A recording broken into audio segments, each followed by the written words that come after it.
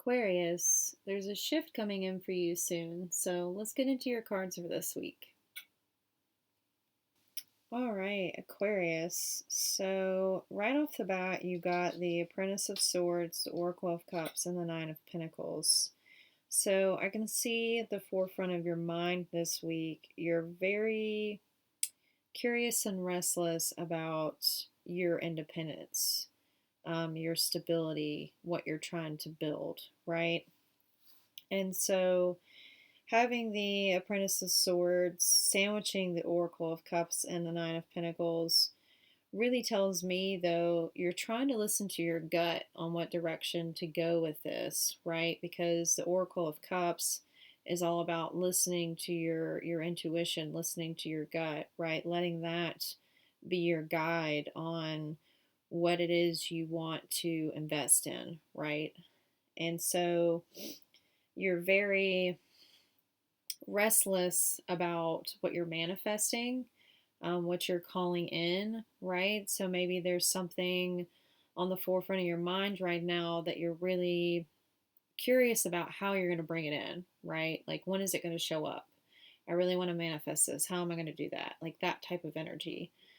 Um, because I can see connected to your Oracle of Cups and Nine of Pentacles, you had the Champion of Wands and the Ten of Wands. So there's been a really heavy burden that you've been carrying lately, and it has to do with your passions, like what you're really passionate about and what you want to go after when it comes to those passions, right?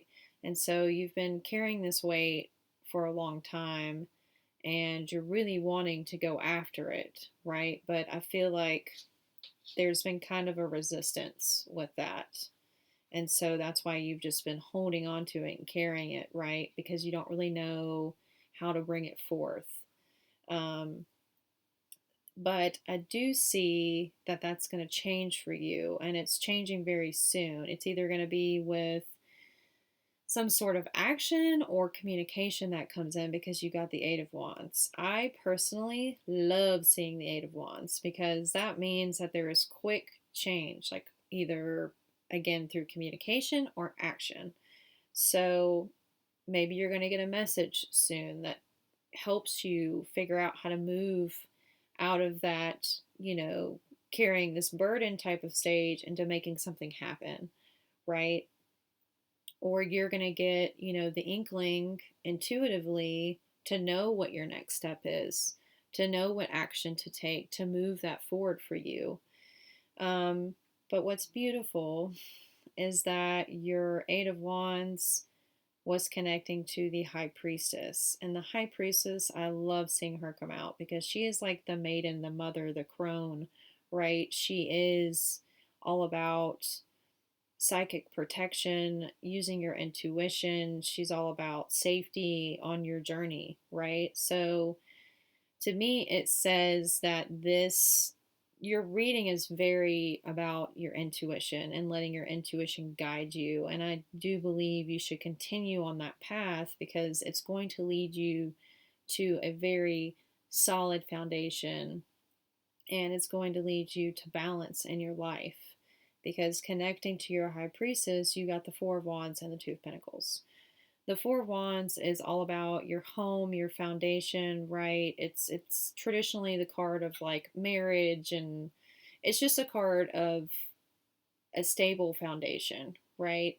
And so being connected to the Two of Pentacles, that tells me that your home life and your finances are going to balance out, right? It's all going to come into a nice balance. But I think the shift happens for you when you learn to lean into your intuition, trust your gut, and go with what your gut is telling you. Because I can see that you want this path of passion, right? You've got a lot of wands in your deck, and that tells me that, again, this is like a passionate adventure, like something that you're wanting to go after that you really care about, right?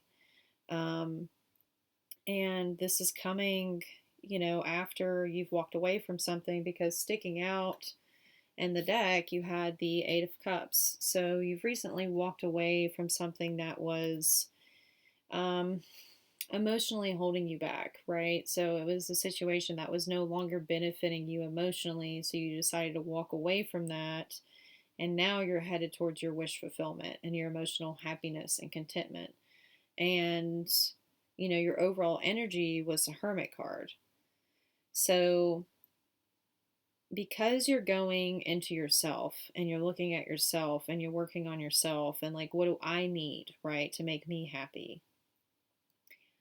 All of this is shifting for you.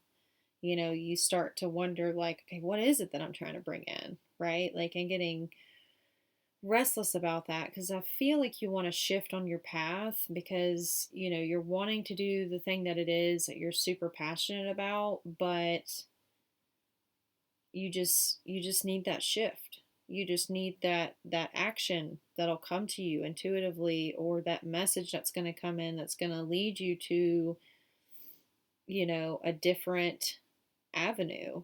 Like, I don't necessarily see like a new job offer or, a huge new beginning. I think this might be like even the slightest shift, in what you do in your everyday in order to do something that you're more passionate about, right? Like me, for instance, if I was working like a 9 to 5 and I really wanted to figure out how to work in sewing more, right? And just like spending time with myself, hiking and trying to like dive deep into like, how can I fix my schedule now in order to make myself happier? It could be a shift like that. But sometimes when we're so mentally clouded, right, in the space of like emotional heaviness, we can't really think straight until we get away from that. And so, like, that's why I think you getting away from that situation, you're now able to like clear your mental space, and this shift is happening for you. So, yeah, that's what I have for you this week, Aquarius. If that message resonates, please like, share, and subscribe to my channel. I would truly appreciate the support, and have an awesome day. Bye.